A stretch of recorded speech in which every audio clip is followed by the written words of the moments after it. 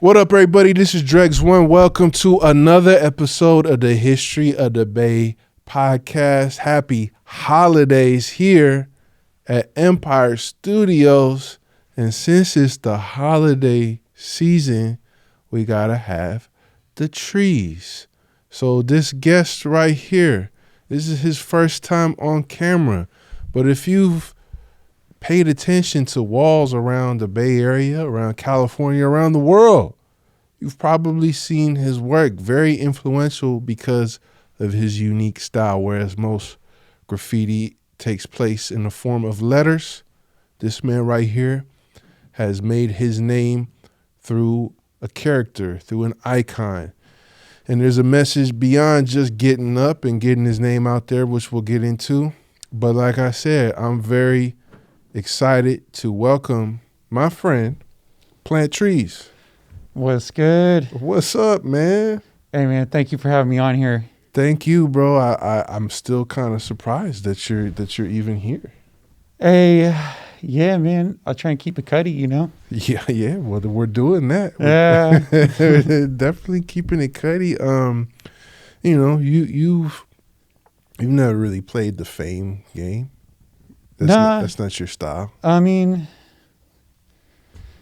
no, not really. I always say that, like, first and foremost, people should do graffiti because it's fun. You know what I'm saying? So that's really, I guess, been like the basis of my career, graffiti career, whatever, is just to try and have fun with it.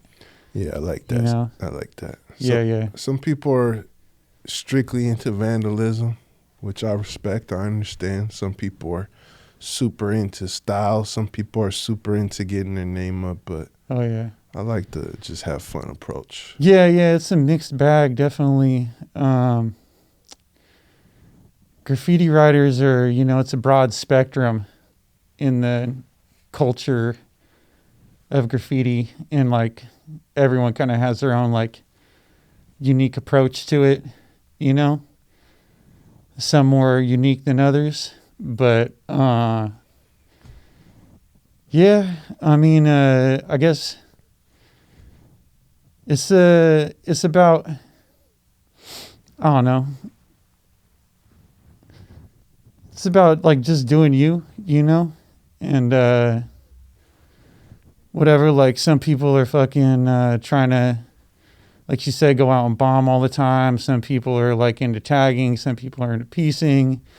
You got like knuckleheads that are like some crazy gangster ass motherfuckers. You got like some of the most righteous people and most creative, talented people, humble individuals that you'll ever meet, and everyone in between, and we all just kind of like come together. It's just like one big melting pot. There's no like, I don't know, like one format.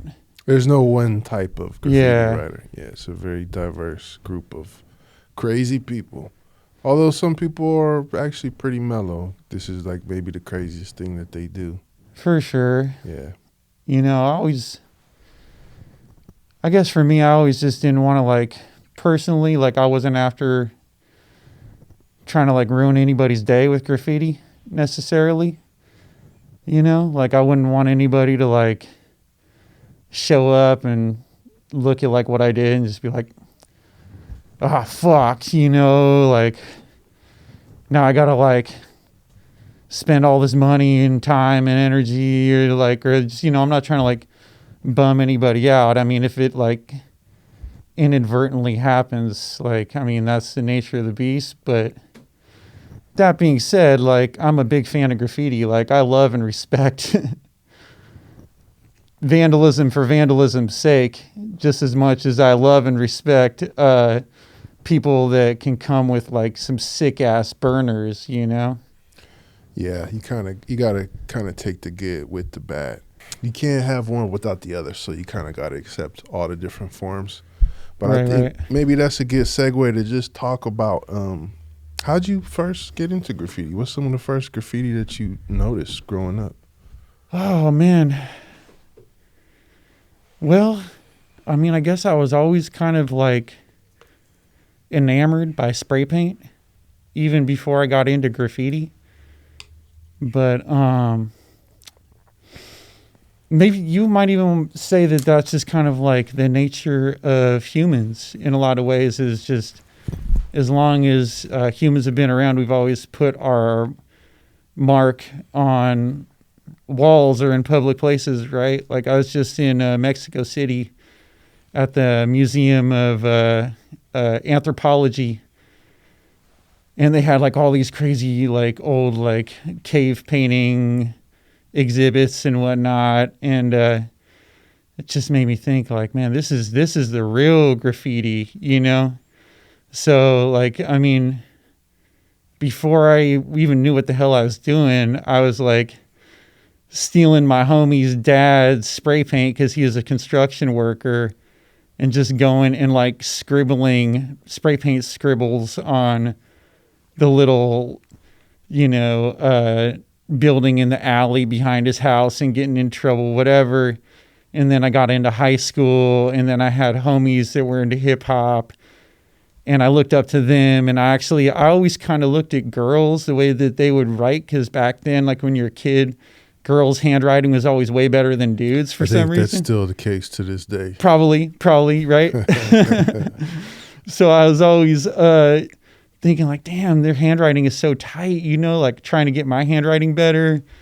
But, you know, like letters were like never really like a thing for me. Like I was never really good at like hip hop letters or whatever, you know? So like I had homies that were really good at that, like just naturally talented people. And I would always try and write like various toy ass words with very little success, you know?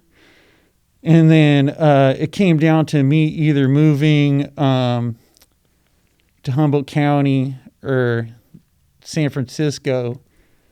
Thankfully, I chose San Francisco because I remember I used to come out here as a kid, and we used to like go to raves and shit. We used to go to shows at Maritime Hall. You know, we used to go to like raves out here in San Francisco and over in Oakland, and I would see like old, you know, I'd see like Twist rooftops, and I'd see like, you know, like bombs in like the like mid 90s and whatnot. And I was just always thinking like, damn, that'd be dope. If I moved there, I could like really like do something. I'm sure I could like get into something. You know, my homies in high school, they were cool. Like we all wanted to be down with graffiti, but growing up where I grew up, it wasn't like we had real access to it as much. Like my initial like influences and like whatever like knowledge of like real graffiti came from either graffiti magazines, you know, that I would get from the bookstore or on freight trains. You know, I'd see fools like Emer and Pay Dirt and fools like that running, and like off in the cut, whatever. I'd see like pieces here and there, but it was kind of more on the peripheral, and my homies, we would try and do it, but we really didn't have any resources. And I moved to San Francisco, and then boom, I linked up with the homie Cress, and he was coming from LA, and he really like was pumped on it. And so I'm guessing probably like one of your next questions is going to be the origin story behind the tree. Yeah, I guess so. I mean, so that like I was going to really ask you before you even started, like if you did try your hand at letters before. So I guess you did. I did. Yeah. And yeah, it was, I mean, I was always pretty toy, you know, not saying like, oh, I'm some fucking graffiti god now or whatever, but it just never really clicked. But then, you know, so San Francisco, as you know, has a pretty sick history with like avant-garde graffiti, you know, like approaches, right? Like whether it's like Reminisce's Horse, Twist Screw, Icons Candy Cane. You know, there's like numerous, even Orphan. Yeah. With the sad like, hungry waif character. Right, yeah. Like his little characters and shit. Mm-hmm. It's like, it's just cool. Like people just do graffiti that is just it's not your like I mean, obviously like Style Wars like seriously impacted like the trajectory of style in San Francisco with ICPs and all that. And so that's dope. But there's like kind of like several other like layers of parallel graffiti style, you know, the bus hoppers, and then like there's just kind of like I don't even know how to call it, but like I guess you could call it icon graffiti or whatever.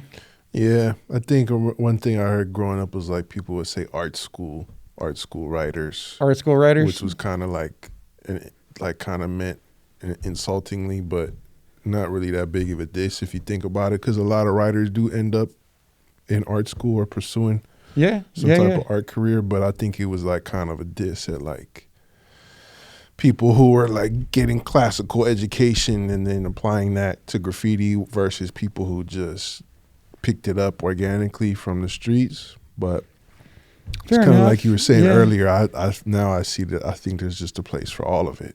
Yeah, for sure. Mm-hmm. And I think it's I mean, you can't really hate on someone for the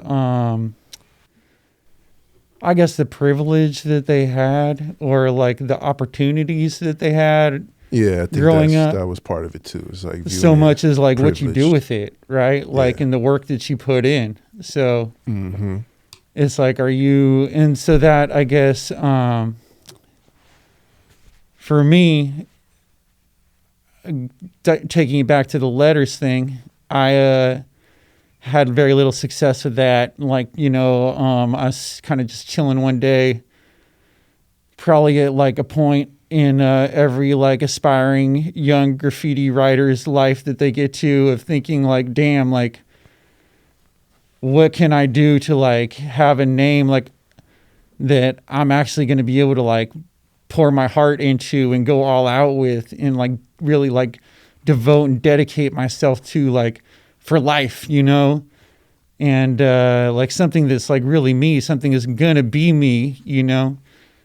And I don't know, I just kind of had this idea of like, well, maybe it's not a name, maybe it's an icon of thing. So I started thinking like, I don't know, like what would have a lot of meanings to it? Like what is something that other people could relate to as well and like infer their own meaning into? And then, I don't know, it just kind of hit me like a ton of bricks. Like, shit, I should do a tree, you know? But even then I was thinking, I don't know, maybe this is kind of a toy idea. So I kind of like, I painted a train, but then my first name before that was Ense, E-N-S-E, right? And I did like the tree, but I did two little E's at the end of the tree. So like the early trees had like the little E's at the end. And that was like kind of like, that was a transitional, like the starting period. And I got like such positive feedback from this girl that I was into at the time. She was like, oh my God, you should just do the fucking trees, you know? That was it right there. I was like, do it. Fuck it, dude. Like this, that's what's up. And so like the more I started doing it, the more I just started getting positive feedback from everybody who's loving the trees, you know? So I'm like, okay, this is actually kind of a thing, you know? And then just like doing hundreds and hundreds and thousands and tens and thousands of fucking bajillions of them. And then it just started to like evolve and simplify into its like, you know, for like most simple format or whatever, you know? And then my goal behind it was I wanted to be able to like do it in a respectable way. And in my mind, being a respectable writer, it's like that quote in Style Wars where he's like, if you only do one thing, you can't call yourself an all-out king, you know? So I'm like, well, I want to do like scribes. I want to do fucking mop tags, but I also want to be able to do like burners, and I got to be able to do big-ass bombs, and, you know, so like how does a tree like apply to all these different like approaches and aspects of graffiti to be like a real graffiti writer, whatever? You know, so that's kind of like the methodology or the thought behind that, you know? Yeah, I think there's one thing that really makes you stand out as a writer who goes in the character route is that you have tags, you have throwies, which is basically like a two color type of thing. Right. And you have pieces and you have burners, and even I've seen you do productions where there's even backgrounds, and the tree takes on different forms and shapes. There's some pieces that you've done that incorporate realism, like shading and even lighting and stuff like that. Whereas some of them is just a quick little hit up. Scribes. So yeah, I've seen you kind of do it all, man. Yeah, man. Thanks for noticing. Yeah, well, it's kind of hard not to. Yeah, so that's definitely something that really stands out about what you've done. That's what's up. Yeah, I feel like nowadays I'm trying to put more like texture, and I don't know, I'm definitely like really inspired by patterns, and I forget who it was. I seen some dude on TikTok, but he was talking about like, oh, where do you get your inspiration from? And he is like, you see this flower right here? This flower is a dope ass color combination. Look at these two colors. You see this bug over here? Look at these like little forms and these patterns on it. And I'm like, this guy fucking gets it. You know, like that's exactly like where my head's at, you know? So nowadays I'm trying to like really, I guess for a long time, and I still do, like I want my tree to fit well with the environment that I'm doing it in. And to somehow resonate and like play with the actual space, or like go well with the space, or potentially like utilize the space that I'm painting it in or drawing it into my advantage, you know, so it almost whatever feels natural, you know. But now I'm trying to like put another like layer on top of that and like pull from like the inspiration right there around me, you know. So whatever, if I'm like painting on like some Cuddy ghetto wall, like in Watts or something, I might like look around and be like, well, okay, look at this grimy barbed wire fence. Like let's paint a little barbed wire fence in the background, or like, you know, like let's paint these textures or patterns into it. And you know, traveling is definitely a big inspiration too, for sure. Yeah, I wanted to get into that as well. But when you're talking about nature, so is there an environmentalist type of message behind your work? Bruh. Sure. I'd like to say, yeah, but, you know, I planted like a handful of actual trees in my day. Yeah. I'm not like going out and like hugging them per se. Right. But, yeah, dude, I'm down with trees, you know, like if you're not down with trees, like I feel bad for you, you know, like you gotta be a pretty miserable motherfucker to like on a tree. What's wrong with you? You know, like we need them. But there's a lot to it, you know. It's not just like it's not like some sort of like political statement per se. Okay. You know, but I guess that could be seen as like one layer of it. Well, you literally write plant trees. So that's an interesting thing. So the technical word is plantrees. Oh, you plan. It's one T, right? Yeah. Plantrees. The T, but it is a bit of a double entendre. Okay. So it's kind of like plantrees, but also plant trees. Okay. And then, you know, people like call me tree guy, or the tree guy. The tree guy. In Mexico, they just call me like El Pino, you know, they're like, which is pine tree. Uh-huh. Yeah, fools just call me Trees. Like, what's up, Trees? But then there's some other writer who writes Trees. I'm definitely not that guy. Yeah, he's all bad. All bad. I don't mind That's saying not that me. on the record. Yeah, that dude is not welcome around So here. not to be spoken about further, but got what I mean? It's not me. Yeah. So yeah, plant trees. But I think like for me, like the other layers of meaning in that you can get from a tree is like, I mean, what does a tree mean to you? Like, what does a tree represent to you? You know, for me, it represents like branching out, right? So like we're talking about growth, like always growing upward, you know, like it can be like a metaphor for family, right? Like the family tree, and you got roots, and like I've even like thought like as deep as like, you know, like a human, like what you see is like what's on the surface, right? But we don't see what's below the surface, you know, and that's like half of the tree right there is their roots, you know. So like, you know, always like going towards the sun, you know, and there's a lot of other like meanings, you know. I guess there's no wrong way to like view it. Like whatever it means to you, like that's definitely what it is. So yeah, if it means plant more trees, then like for sure that's what it means, you know. I have a lot of respect for trees Thank as you, sir. living things. You know what I mean? Like a lot of times they get seen as inanimate objects. Right. But in fact, there's a lot of trees in the city that I've seen for my whole life, right? And I have a theory that trees actually listen and hear and see more than we realize. And I feel like a lot of these trees, especially you go to some big ass tree in Golden Gate Park or something, that it just has all the stories and the memories of all these years of just watching over people. You know what I mean? Oh, that's dope. That's my hippie, San Francisco hippie perspective. That's dope though. Yeah, no, I mean, hey, that's what's up, man. I feel like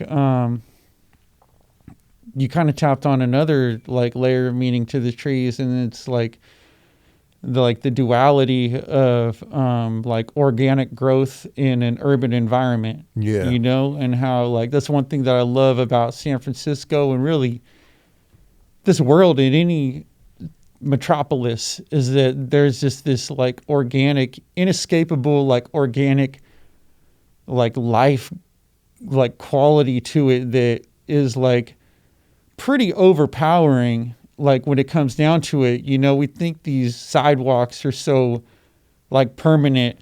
You plant a tree next to that shit and like see how permanent that shit is. You know what I mean? It's like obviously like if like civilization were to stop tomorrow, like within 10 years or whatever, like this place would look like a jungle, right? Mm-hmm. You know, like that's probably an exaggeration, but not right, like not too long from, you know, it's like things start to, and even like within, you know, like what we're doing, you know, it's just like this push and pull and like ebb and flow of like nature versus like inorganic or man. It almost makes you wonder, like, is there such thing that's not like natural, you know? Like in the urbanization of these places, the concrete covering the dirt and the plant life. Yeah, when you even start to like really like zoom in on that and like look at like the little like speckles of rock in the concrete, mm-hmm. and like it's just no matter how much we try and remove ourselves from nature, we're part of it, you know? Yeah, there's something much. You could build the biggest skyscraper, but there's something going on around us that's much bigger than ourselves, and a lot of times we lose sight of that, especially in the city. Word, yeah. Yeah, and like even the biggest skyscrapers, it's like we don't see it, but those things are moving too. Oh, you yeah. know? Well, they're moving with the especially wind. in this town. Yeah, and if they wouldn't move with the wind, then the wind would knock them over. Mm-hmm. You know, and it's just kind of like mountains and rocks and shit. And it's like we don't see it, but those things are moving also. Right. Just hella slow. Tectonic shifts. But in the whole scheme of the world, they're actually kind of flowing, mm-hmm. you know? Mm-hmm. It's, I trip on shit like that. Yeah, I do too. I hope you guys at home lit some Christmas trees before watching this. Time to smoke the trees, y'all. Because we're getting very existential here. Well, speaking of travel, how many countries have you been to, bro? You know, not that many in consideration. I don't think. Like, I've been to Canada. I've been all over the U.S. Been all over Mexico, Costa Rica, Jamaica, Vietnam, Taiwan, Thailand. Haven't been to Europe yet. Really? Yeah, Wow. I have not. You know, that's like on the hit list for sure. And I think that's pretty much about it. But there's a lot of beauty out there. Yeah, well, I remember there'd be times we would like be kicking it back in the day, and you'd be like, "I'm about to go out to Asia for like 2 months," and Yeah. we would There's a dip period out. of time where I was going out to Thailand, shoot, like at least once, twice a year, because the girl I was dating, her family was from Thailand, and so we would go out there, and that was dope because we would get the real experience of like going and hanging out with their uncles who are all like OG farmers out in the cut, and is like we would, I don't know, we wouldn't really even do the tourist thing too much. I mean, we go and stay on little tropical islands. But then, like when I was in Bangkok, I would tap in with homies, and I get to paint when I was out in Bangkok. And I mean, it's just Thailand. They call it the land of smiles. Everyone's just so friendly out there. It's such a beautiful place and so cheap. The food's so bomb. It's really cool. Same with Mexico, man. Like, I fucking love Mexico. Like, everyone there is super chill. I feel like you always hear all this crazy shit about Mexico, of how dangerous it is. I'm like, is it really that much more dangerous than like East Oakland? Probably not. I think it's all. Every time I travel, I realize it's all relative, right? Exactly. Because they talk about how bad the third world is, and it's like if you're poor in Mexico and you're poor in the U.S., it's just relative, right? Like maybe the plumbing is different, maybe the violence takes place in different ways, but it's all relative, man. Like human nature is kind of overcomes all of that, Yeah. And it's like, what are your intentions? Like, what are you going out there trying to do? Yeah. Like, if you're going out there, like, and you're some gangster ass fool, then, yeah, I'm sure Mexico would be pretty sketchy, But, like, you go out to countries and, like, the more you travel, the more you realize, like, these are just people too, Yeah. that are just trying to live. They're just trying to, like, eat food and chill with their families just like us. We're just trying to like live just like them, and we may speak different languages, like we may have like, I don't know, slightly different customs, but there is so much overlap. It's crazy. Even with religions, like when you like start looking at religions, not to get religious or anything, but I'm just saying, like, I feel like most religions, generally speaking, have like fairly parallel messages, of just like basically just be a good person, Yeah, there's a lot of fundamental commonalities that are pretty prevalent in most organized religions. For sure. What about painting overseas? What are some of your, like, what's it like painting in a place like Thailand? Well, let's just say like every country, when graffiti hits it, I would say at this point, graffiti is pretty international. It's around the world, right? But you might still find little pockets where graffiti hasn't really taken hold yet. But the homie Czech, when he first moved out to Taiwan, graffiti like was still in a very infant state there. I think there was another cat named Dabs, P.O.P., who he's from Canada, and he was living in Taiwan. He was doing graffiti also. Czech came out and just like rocked that shit. And they like, I think it was on a level where they just didn't even know that it was a bad thing. Like they're like, well, this person must be doing what he's supposed to be doing, because why wouldn't he be? Like why would someone just write on this wall if that's not what they're supposed to do? And I think it's kind of the same thing with Thailand for a while, where like you could kind of just slide by, and then various countries have like different levels of police corruption. Right. So even if it is deemed as being bad, you just kind of like pay the cops off a little bit. boom, no big deal. And then another aspect is that different countries have different levels of respect for art, you know? So Mexico is really dope. Not only because you could pay the cops off for pretty much anything, but also because muralism is like such an inherent part of Mexican culture. Yeah, that's where it was created. Yeah, so like if you go and try and ask like someone for permission here in America to paint their wall, they might be like, oh, well, you gotta like talk to the property owner and they actually live in Ohio, or like it's some property group, or oh no, I don't want anything gang related on my building. You're like, I'm drawing trees, bro. This isn't gang related. Right. You know? In Mexico, you're just like, yeah, like I want to like paint your building, whatever, house, whatever, you know? And they're like, oh, yeah, sorry, I don't have any money. You're like, no, I'm going to do it for free. You know, like, look, this is like what I do. And you're like, really? Like, for free? You're like, yeah, for sure.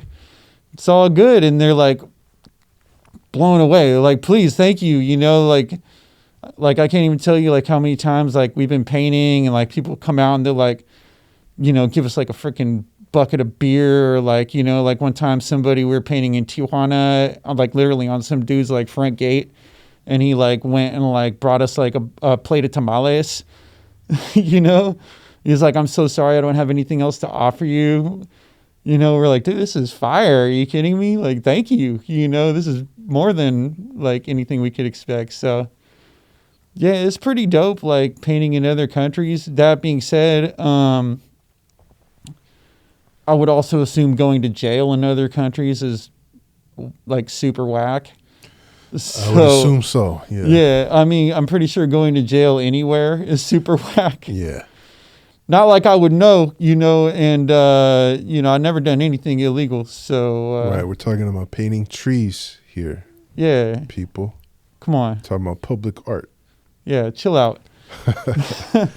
Yeah. I mean, especially a place where you don't speak the language, or. Yeah, have you ever been painting somewhere and you're like, all right, I gotta be very careful and not fuck around here? Not fuck around in what sense? Like legally or safety wise? You know,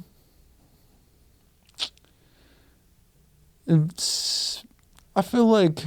Well, when I was in Jamaica, I didn't really know like the lay of the land out there. And I wasn't really sure like what the situation was. So if I was going to do anything, it was going to be real cutty. But usually when I travel, more often than not, I'm like rolling with other cats that like literally live there, are from there. They're super familiar with that, like where they're taking us to spots, and they're like, look, we're going to do this right here. And, I mean, dude, some of these fools are crazy, bro. Like my homies in Mexico City, these fools, Dunk and Sealer and, Penn, HCNK crew and GAW crew, they're painting all night, every night. Like, they're not happy if they only get 5 spots. They're trying to get like 7 spots. Not, you know, like we'll literally paint till like 8 in the morning. Like the sun has been come up and we're still painting spots. And like, we'll like fucking paint a spot and like the cops will come and like either like we'll run away, or like, God forbid, we have to like, you know, do some negotiation, you know, and we like, all right, like, take care of that. And they're like, the hell out of here. And all right, we go. And then these guys are already like, all right, we got to go back and finish this spot. And I'm like, what the fuck are you talking about? Like, we just barely got off by the skin of our teeth right now. Like, y'all are trying to go back and finish. Yeah, go back, you know, doing it again. Okay, they come back around again, you know, and they're even more pissed off the second time, you know, and all right, you got to bread them out again, you know, and it's just kind of like stuff that, like, for me is like mind blowing, is almost like second nature for some people, you know, but like, if anything, like, if I'm going to be, like, really cutty, it's going to be somewhere like San Francisco or New York or LA, you know, where it's like, don't get caught fucking around out there, you know, like, it's a wrap. Yeah. I mean, especially nowadays, the consequences have just gotten harsher and harsher for graffiti. Sadly enough, I feel like maybe it kind of, I mean, everything prosecution-wise kind of like hit a bit of a lull post-COVID, Yeah, that's right? true. But you can tell like popular public opinion is like starting to swing in the other direction. They just like passed that like new law or whatever where they're like going to start handing out like more felonies for shoplifting, right? Yeah, yeah. I mean, it also, a lot of it depends on what the cop who catches you. 100%. You might end up getting caught up and think it's just a regular routine type of thing, and the next thing you know, it's time to make some headlines, and they're making an example of you and everybody else they caught in the last 3-4 months. Oh, yeah. Which has happened before here in San Francisco. So that's kind of crazy. So you would say... I think they always kind of go after the low-hanging fruit, too. Well, yeah, it's just popcorn headlines. Yeah, for sure. You And know? graffiti is like such an easy target, you know, to make a scapegoat. It's like the broken window theory, you know, that people love to point the finger at, you know. Like, this is the guy who's been making our community ugly. Exactly. We got him. We got to get this. We got to make an example. Why there's so much crime in our neighborhood. It's because of this stuff, you know. Yeah. Not really. There was something going around on social media earlier this year. Hella people was tagging me, and it was like Graffiti King caught. It was just like some toy ass dude. It's always some corny shit. Yeah. I was like, feel so bad for those cats too. I'm like, man. Yeah.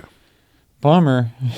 Yeah. I mean, some people kind of reap what they sow with the social media clout chasing, which even though you have social media, you're very discreet about it.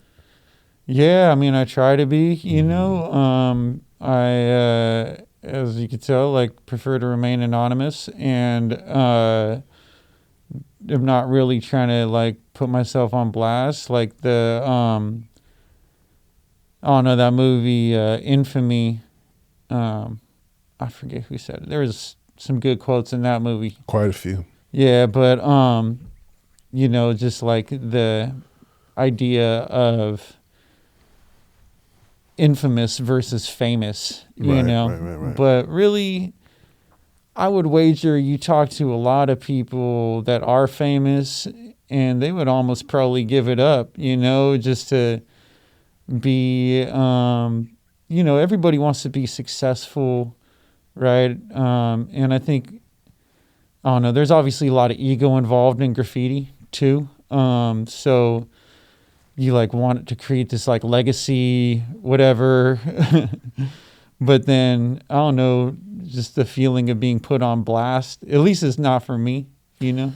Yeah, I think there's a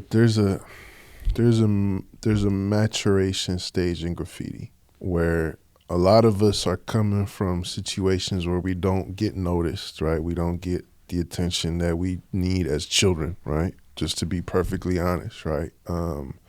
So it's a way to say, hey, I exist, I matter, you know, look at me. Most kids are looking for some type of, at least for me growing up, it was like, do you play basketball? Are you the funny guy? You know what I mean? Can you dance? Right. And for some people, that leads them to graffiti. But then at a certain point, I feel like you get a little older and you're like, who gives a fuck? Like, you know, you do it for you. You know what I mean? For sure.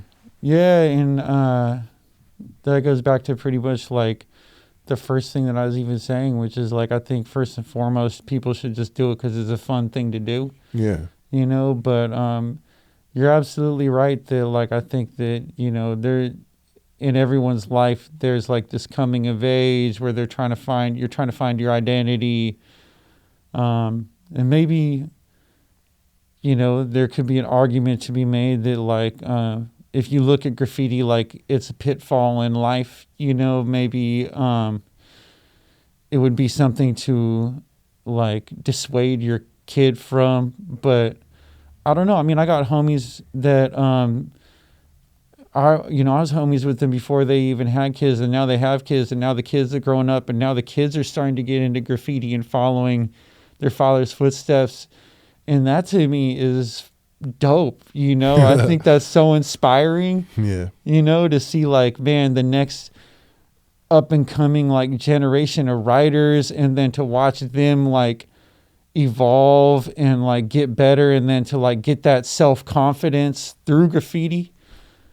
And I always say that graffiti has like taught me so much in life. Me too. And I would wager that it's like that for anything that anybody is truly passionate about. If you truly love anything, if it's auto mechanics, if it's cooking, if it's golf, whatever, you could probably find like all of life's lessons in that thing, whatever it is, it's going to teach you. For me, graffiti has taught me like uncountable amounts of things. It's taught me about dedication, discipline, being resourceful. Being resourceful is like super important in graffiti. Like you're out there, trying to paint a freight in the middle of the night, and it's like never perfect conditions, and like the wind is blowing, and then like freaking tip clogs up, and you kind of have to like overcome these things and like get creative, like, oh, like you thought you brought like this paint and it's not quite happening. Yep. Time to like pivot and Yep. come up with something new. But then it's also like commitment, but also like the friends and like the worldwide network. Yeah, it's a huge community. Huge community. Like I could literally and have like literally gone to places that I didn't know anybody, and just boom, through a friend of a friend, like got connected with someone that's like, yo man, like come through, stay on my couch, I'm going to take you to my spots. Like here's like where you get the paint, and like this, put me on. It's pretty dope like that. Yeah, I love that, man. I've had the pleasure of meeting and painting with people in London, Paris, the Philippines. I've met writers in Japan, and there's definitely like a worldwide, like, oh, we're all there's something we have in common. Like we said at the beginning, we're all different, and there's no one type of person, but it's just a weird type of community that you just tap into. And then the other thing you're saying, like the dedication of it, is mind-blowing to think of all this time and energy and resources on this is what people don't understand. You're spending all this time on something that you don't get paid for. You might spend all night paint, or you can get paid for it at some point, but the pure form of it, you ain't getting paid. Oh, for sure. And you might spend all night climbing up shit and running from people, and working on this one thing that might get buffed the next day. Absolutely. And there's so much character building and resilience and determination you learn from that. But for any kids out there watching, I always do try to stress that if you're gonna do it, you gotta be ready for whatever comes with it, with the legal consequences, unfortunately, the beef, the relationship strains, the family strains. Don't do the crime if you can't do the time all or whatever. Of that. I've been known people who done went bombing on Friday and lost their jobs on Monday because they was locked up. I done known people that have been to prison for graffiti. It's sadly true. I know people that have, been beat up and stabbed and jumped over graffiti, and it could happen to you. So, but there's a way to do it. Like I feel like you're one of those writers that have just kind of navigated around a lot of those things. Going back to life lessons, it's like I feel like I have thankfully been fortunate enough to like navigate my way through a lot of the perils of graffiti.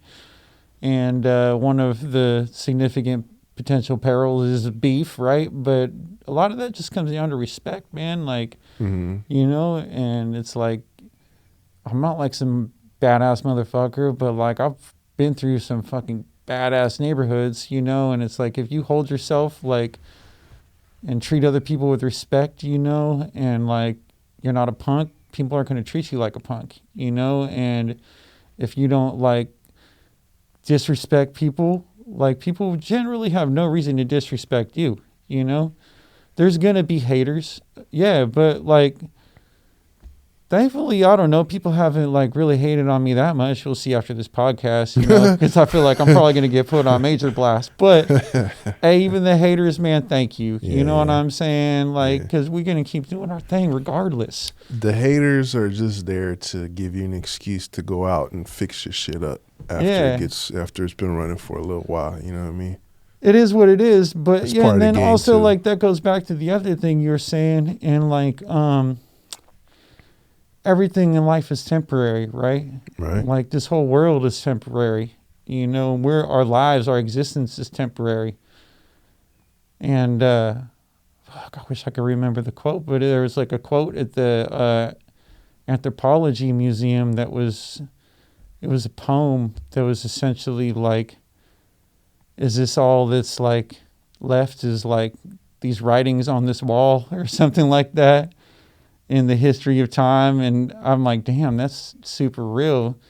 And it's like, but at least we have that, and like let us dance and let us something to that effect. But I guess like my whole point really is like, don't do it because you think it's going to last forever, because it's sure not. So do it for the moment and have fun doing it. You know, it's always super lame when you're like painting with someone and they're like such a bummer to paint with. They're like cussing and just can't get it how they like it, and oh my god, they give up like halfway through or whatever. You know, it's like I'm trying to, like, the people that I roll with, generally speaking, like, man, we have fun. We're like, I don't know, it's like we're kids in a candy shop when we're like in a train yard, you know? Yeah. I got, that's another thing I had to learn too, is like, not to be a perfectionist. I'm really like, I'm at my old man stage in graffiti right now where I just don't give a fuck, dude. For sure. If my shit comes out dope to my standards, cool. That's all I can ask for. Every now and then you take an L. You're like, that's kind of fucked up. You're in the middle of painting it and you're like, this shit's fucked up. Yeah. Yeah. You're like, damn, I know this shit's fucked up, but guess what? I got to finish You it. just got to push through. I just got to push through, and then it's on to the next. That's another life lesson right there, bro. You just got to push on through whatever it is. And nothing's ever going to turn out the way that you want it to or think it's going to. There's no such thing as perfect, you know? So the sooner you can like learn to like embrace that and like be cool with that, like, you know, it's kind of like the Buddhist thing, like the less suffering you're going to have to endure in life. Yeah. And then, the train's just going to roll out tomorrow anyways, and whatever. Exactly. You know, Exactly. on to the next one. Yeah, exactly. And worst case scenario, someone's going to see that and be like, ooh, damn, looks like he had an off day. Bro, you're always your own worst critic, though. Yeah, You know what I'm saying? I see things and people are like, oh, damn, that's super tight. And I'm looking at it like, man, I like messed up in this one little area. Oh, damn, I didn't connect the outline right here. Yeah, like, yeah. You know, I hyper focus on these like little details that probably at the end of the day, I'm the only person that'll ever notice that. You are. You know? Yeah. Most of the time, someone's going to fucking drive by this shit and see it for like 3 seconds. Dead ass. Yeah, if you're lucky, from across the field while it's like in motion or something. Nobody's going to go up with a microscope and be like, you see, it kind of dripped there. Yeah. And that arrow didn't really connect to and the other if they do, arrow. they're an asshole. So Yeah. It is what it is. Well, speaking of good people to paint with, talk about some of the crews that you rock with, and some of the other writers that you enjoy getting up with. Yeah, so I talked about my homie Cress, who he does Restitution Press. You may have seen like Bandit around Icon down in LA. Then after that, I met. At the time, it was BNB crew. It was Harsh, Destin, the Bay Area Harsh, or now Southern California Harsh, not the Louisiana Harsh. There's two Harshes. But anyways, Harsh, Destin, Check, and then few years later, the POP crew emerged, and that was like kind of spawned by the homie Imitation Crab Meat. Oh yeah, kind of an eclectic name. Yeah, I forgot I about know, that. yeah. And then 8063, another good homie. And simultaneously, I was painting a lot and had a lot of homies that were DE. You know, it's kind of interesting. We all kind of moved to the Bay and converged like right around the same time period, if not like on the same year, essentially. Yeah, because DE came out of like the Inland Empire, right? Riverside. Yeah, Yep. yeah. Mm-hmm. And yeah, they're like pretty old school crew. Like, so, you know, a few of them, Drama, Japan, Ader, you know, and then Zeem, yeah, man. And then I met the homie Maz, GAW, through Cress. They were in the same crew at the time, and actually through and also the other homie Raylos, who's super sick with it. But Nixon, shout out. But Maz, he's from Watts, and he introduced me to all the GAWs, and then, you know, that crew has evolved and grown a lot. And also Deuce, who's the godfather at GAW, he goes back to like the 80s. Gin and Deuce, early 90s in LA, just like super sick. He's hands down one of the dopest artists I know, you know, major inspiration to me. And Mitz, Alec, man, Breck, Kayer from DE, Amusey 126. He's just killer, man. He's just such a good dude. And these are all these people I mentioned. They're like also not only like highly respectable artists that I like look up to and motivate me on an artistic level, but they're also like very solid stand-up good people. You know, Red Rum, ESL Lord's crew, and you know, like a lot of other Lord's homies. When I first started painting, I remember I wasn't really even that far into it, and I was in the Ghost Yards over off Third Street, right? Yeah. And where they used to park like the old like abandoned like They muni used to trains. retire the muni trains, yep, and the buses. It was so cool. That place was dope. And I was painting there, and I remember Jenks came through, and he was like, looked at my tree, and he was like, "Oh, that's you? What's up, man?" Like, introduced himself, and I just thought to myself, I was just blown away, you know. I'm like, damn, like Jenks just said what's up to me, you know. He's a cool ass dude, you That's know. my I've seen him around dog. for decades, you know. Yeah. Like, that dude's a good friend of mine, That's although we my ain't in the boy. same crew, you know.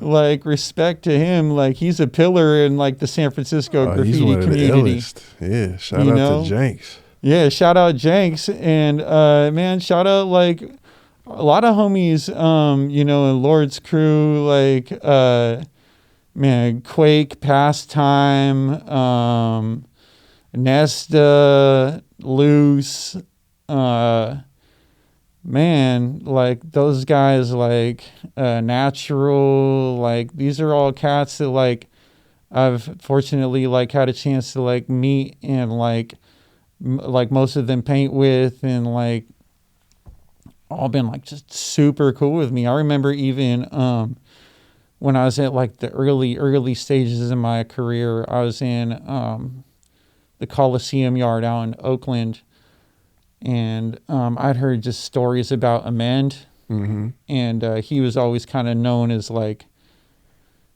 a rough dude, right? Like the type of who might snatch your bag or something like that. And he was just like cool as hell with me, you know? Like I was just blown away. You know, it's like sometimes I think people might get a bit of a bad rap or something, you know, and then you meet them in real life and they're just cool ass people, you know? Yeah. Usually it's worth judging for yourself.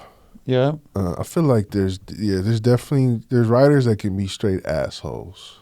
Facts. And there's writers that'll try to play you out and jack you or talk shit about you or whatever the fuck. Stay away from those fools. Stay away from them. But for the most part, man, when it comes to graffiti writers, if you're cool, people will be cool. That's usually what it comes down to. Oh, yeah. Seaver is another cool one. That's my You know, guy. he was on your show. Yeah, the mayor. Yeah. Cool He's ass one of the motherfucker. coolest. Yeah, he's another one of those cats where I'm just like, you know, when I met him, just like, you know, I'm just blown away by like how cool he is, you know, because you just maybe sometimes you like build up like a persona of somebody in your head because you're like, this fool goes hard, you know, he might be crazy. Yeah. You never really know. Yeah. You know, and then you meet him, you're like, oh man, this dude's cool as fuck. And it can go the other way too. Like sometimes you meet someone, you're like, oh, this dude's got like hella skills. He's going to be dope. Whoop, whoop. And you meet him and they're a total jerk, you know? That happens a lot. Yeah. That's always a bummer. Yeah. There's a lot of writers I don't actually care for.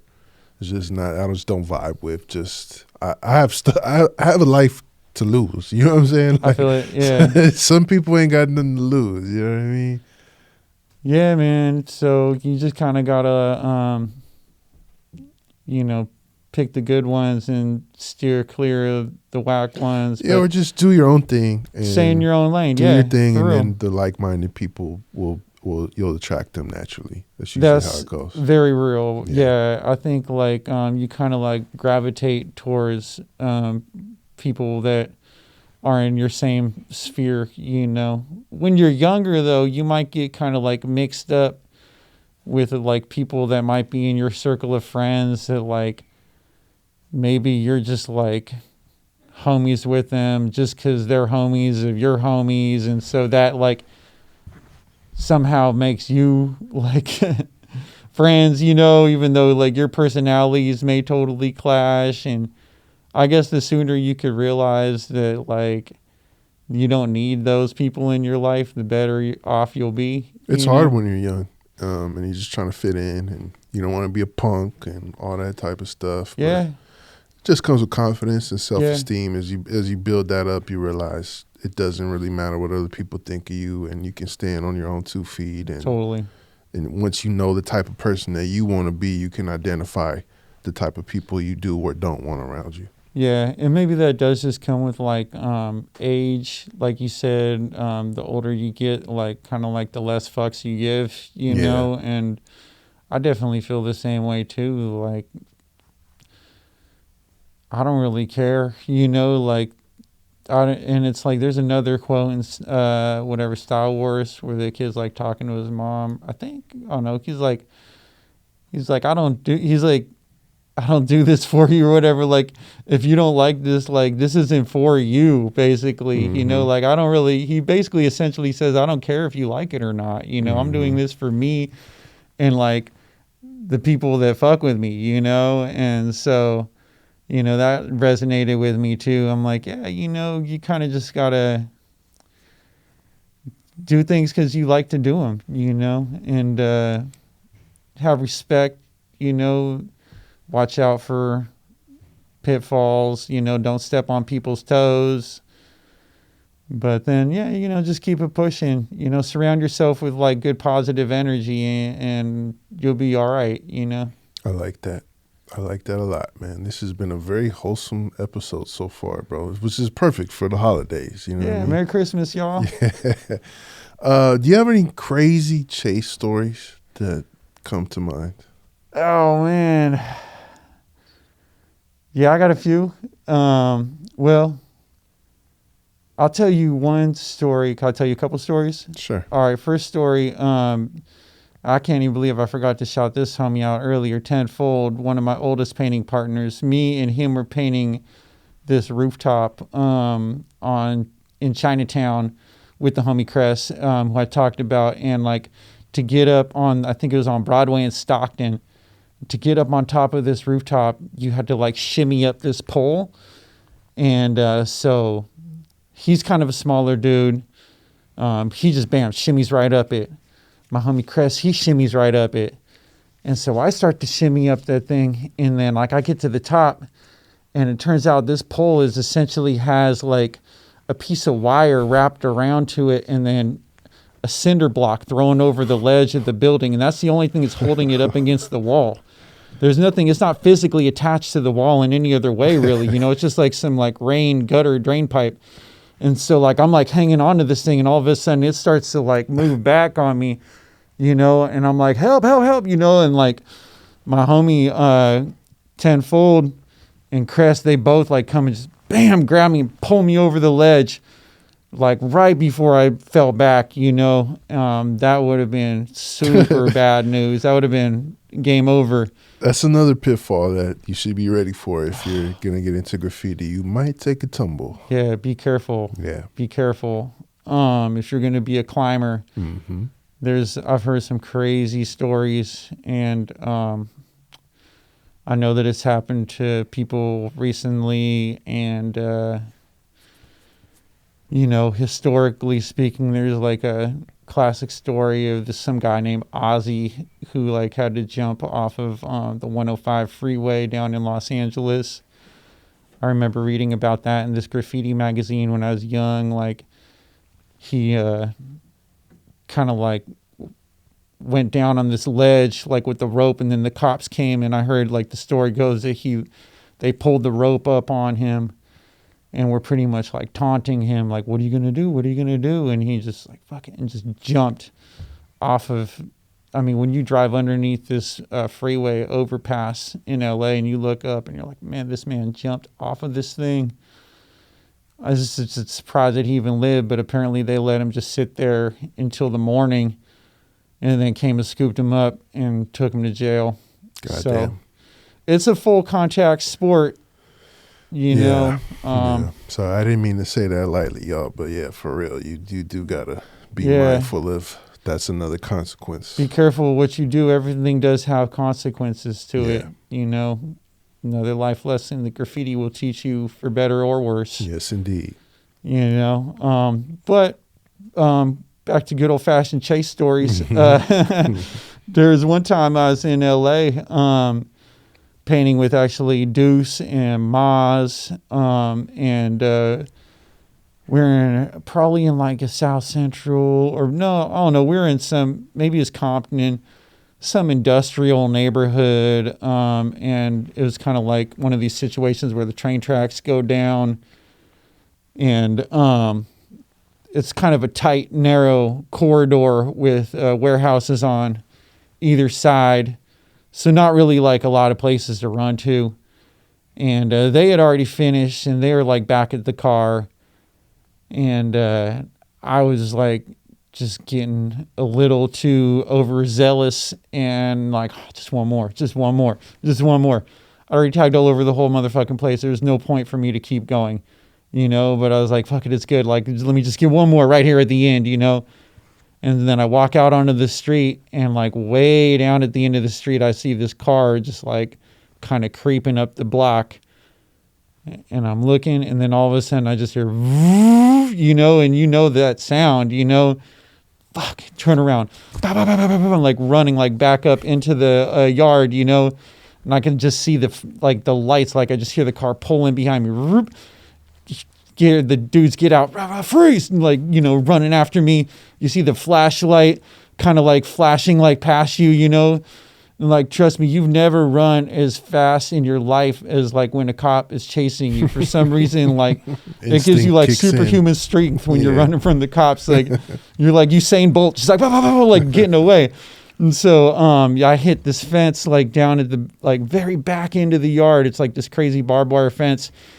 I swear, with like boom, 2 jumps, I'm like up over the barbed wire fence. I think it clinged on to part of my clothes, and I just kind of like fell through it, you know. Thankfully it didn't cut me up or anything.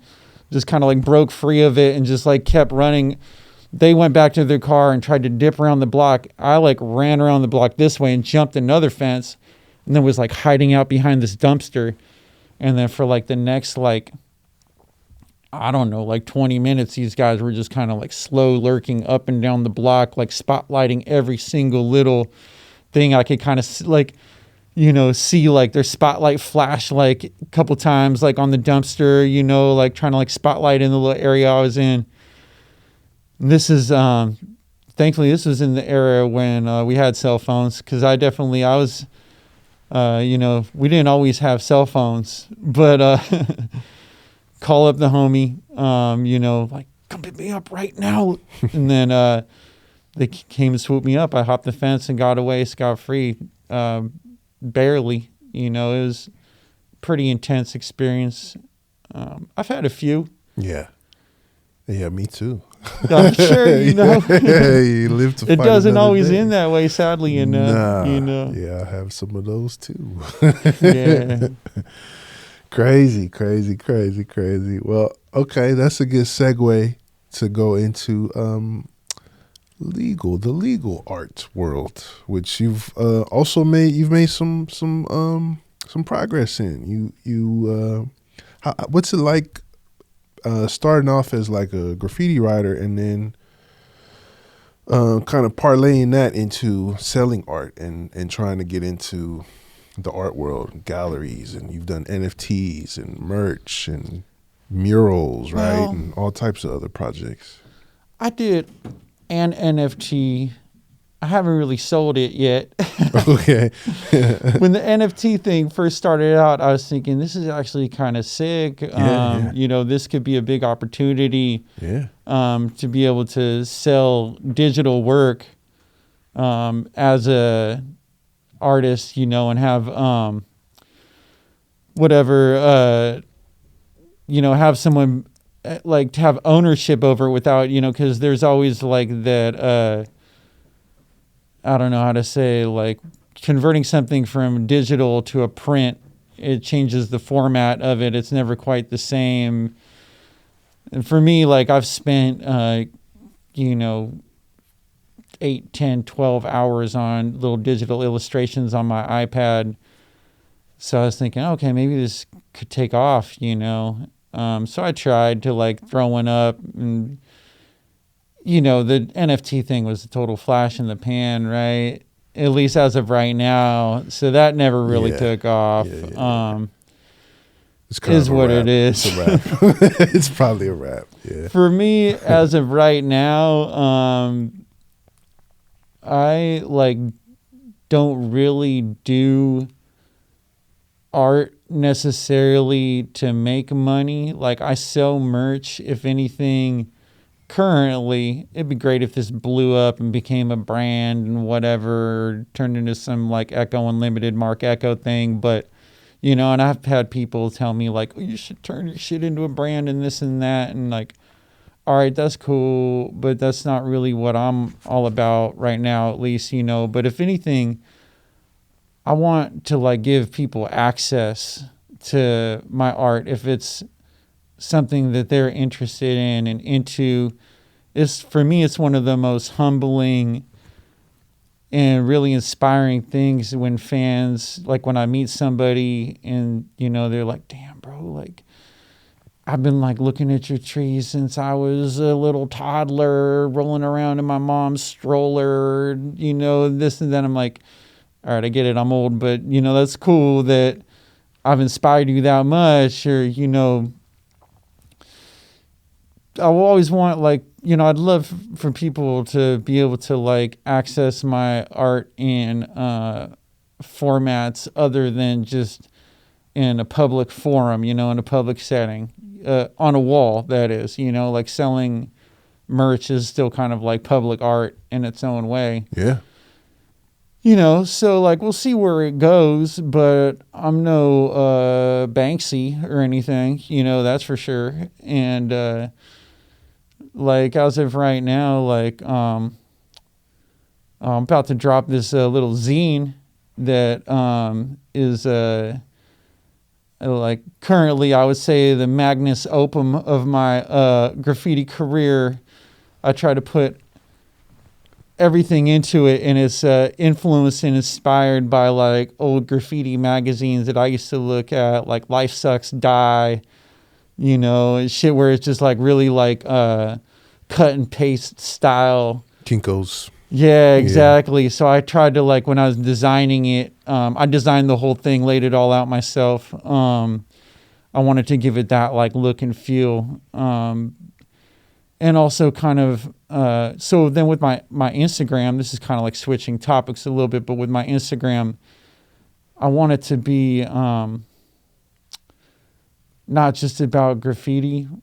Well, really even more so with my TikTok that I just started recently. I just got on TikTok earlier this year. I would say my Instagram is more about like graffiti, right? But like I want my TikTok even more so than my Instagram to be about like more like the lifestyle that surrounds graffiti. Because for me, that's what I feel like is the most interesting part about, for me at least, it's the most interesting part about what I do and like my life and my experiences, the people I meet, the food I eat, the places I go, you know, the architecture that I see, and just the other things that graffiti like brings you to. You know, it's like I never would have met someone who grew up in Watts. I'd never find myself in some cuddy alley in Bangkok, like, or like in some ghetto in like you know, painting in some spot in Mexico City. Like if it weren't for graffiti, you know, I still do all the tourist stuff too, but I really feel like graffiti, like we like have an experience that like a life experience that really extends far beyond like the average person in a lot of ways, you know? Yeah, so I mean, I could talk to you about it for hours, bro. I mean, just some of those moments, like the most fucking fun in my life, dude. Yeah. Just some of those times, like you said, seeing the city, seeing the world the way nobody else sees it, from on top of some rooftop at 3 a.m, or walking down some main street and you're the only person on it, and you get to experience it in a whole different way. And even the way you look at this, even just being able to, I still to this day, I can't drive anywhere without scoping all the graffiti in sight. Oh, for sure. You're like Terminator when you're a graffiti writer, like everywhere you go. And I think, you know, from an early age, kids that are into it, like you're just looking at it everywhere. It's like trying to read everything, study every little spot. You're like really like noticing, like you're just so much more, like your like senses are heightened, you know, you're so much more aware of your surroundings. And sometimes it's almost like mind blowing and like borderline annoying how like, unaware people are of their surroundings and how just like blasé, like people just go about their day-to-day life and like la-di-da-di-da, and they don't notice like the shit that's literally in your face, bro, you know? And they don't even understand how much is like even subconsciously influencing them, you know? Like, why do you think companies pay so many millions of dollars for advertising? Like, even if you aren't reading it and like buying their shit right there on the spot, it's like we get influenced by this shit, whether we know it or not, you know? Yeah, and on a deep level, when I do get a chance to paint nowadays, which is not as often as I would prefer, but I do like to think that I'm offering something in terms of even just adding some color. And I love painting like characters and seeing how like kids react to it as they're passing by, just knowing that, you know, you're giving them something to I don't know, just stimulate them. You know what I mean? Dude, kids, their eyes like light up when they see you doing graffiti. Yeah. You know, they're just like, Mom, look. Yeah. You know, like spray paint and colors, a tree, you know, like I've had kids literally go, Mom, a tree. Yeah. I'm like, this is a win right here. Yeah, you know? Yeah. I always think to myself, like, man, maybe this kid will just be like the next like Savvy or something. You know? You never know, man. I mean, like the image of Twist characters, especially right, that one specific roll down gate, a New Step Fashion on Market Street, is burned in my memory, bro. Yep. Or even just like the West Portal subway tunnels. Just I used to take the M with my mom and just stare out the window and see all that. Obviously made an impression on me. Oh, I feel you. Yeah, like when you're like, I remember that when you're rolling through the tunnel, like from West Portal through like to Church Street or whatever, you're just like, this, Yeah, like trying to like read everything that's going past you. Yeah. You know.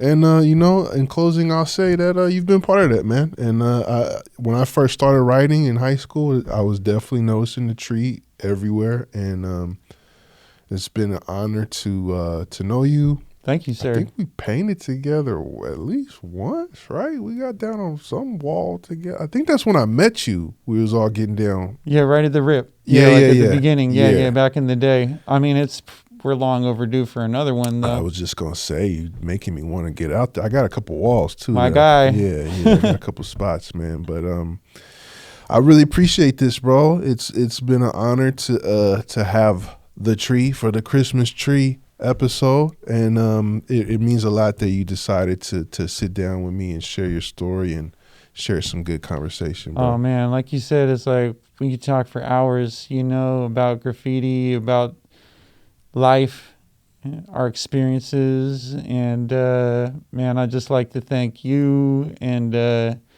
thank everyone out there, like, man, thank you to the world, and thanks to the Bay for everything. This life has been such a blessing. I'm so just thrilled to be here, and see what the future has to hold. It's pretty dope. If it's cool, I'd like to give you a little gift that I brought for you. I would be honored to accept All right, that's what's up. Here, hold up. Let's see what we got in here.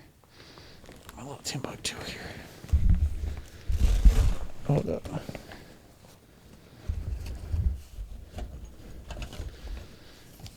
Oh wait, no, hold up. That's I'll take that too.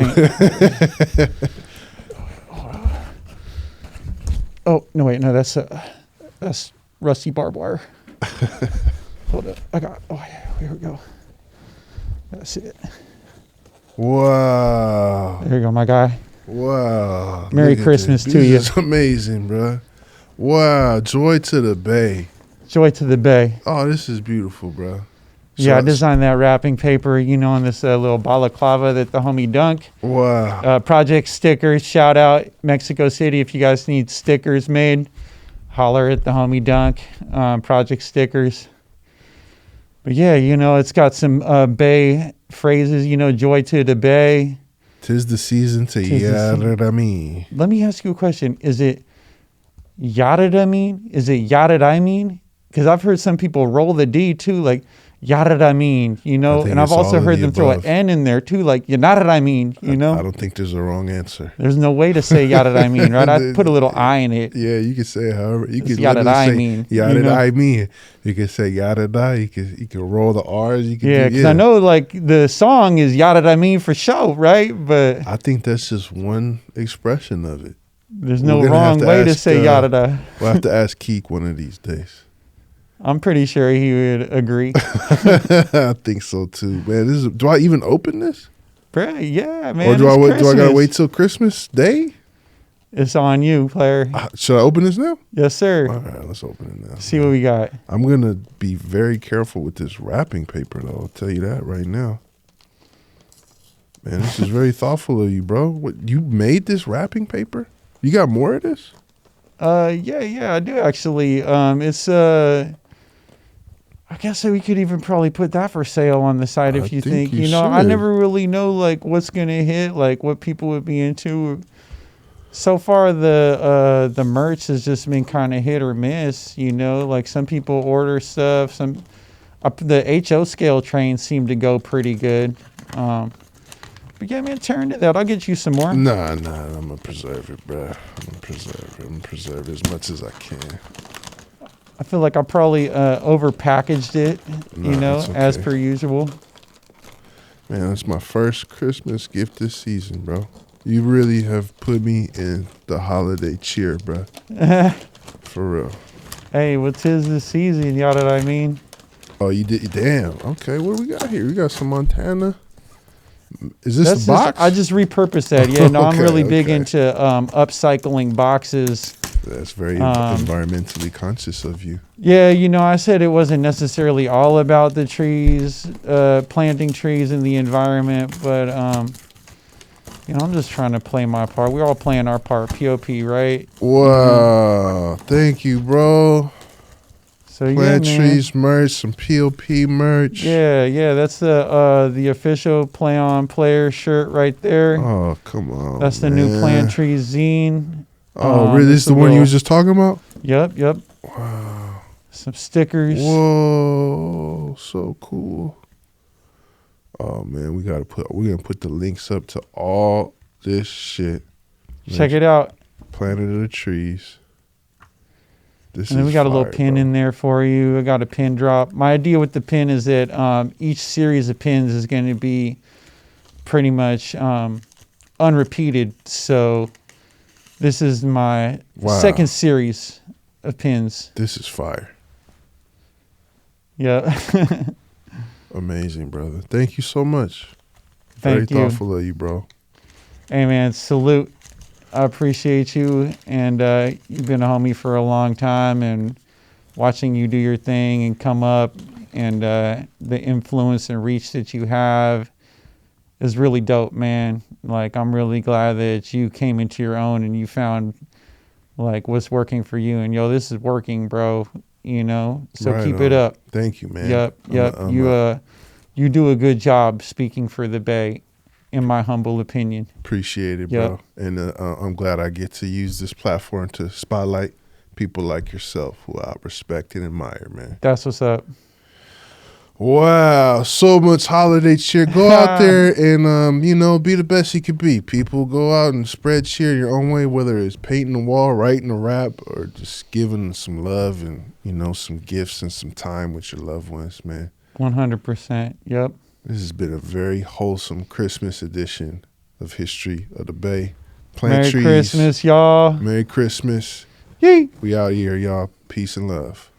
Recognize where you got the game. We got our own style, got our own slang. Northern California is a West Coast thing. This is the history of the Bay. Recognize where you got the game. We got our own style, got our own slang. Northern California is a West Coast thing. This is the history of the Bay.